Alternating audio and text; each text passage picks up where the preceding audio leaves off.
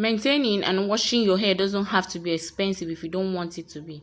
Expensive products are not the life of a healthy long hair. Your consistency with a good hair care regimen gives you what you want.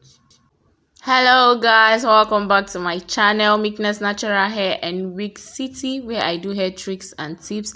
I also making your hair cheaper and easier for you.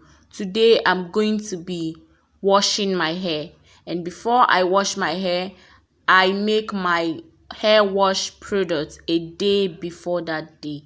And today I'm going to be using black soap and the rest. This black soap is an already processed African black soap. I think this one is called Z soap. We have different varieties of it.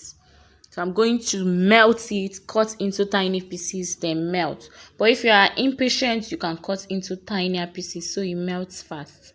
I'm going to melt this one for 24 hours because it takes time to melt. Melt it for 24 hours. And please don't use tablet soap on your hair. It breaks hair like what I don't know.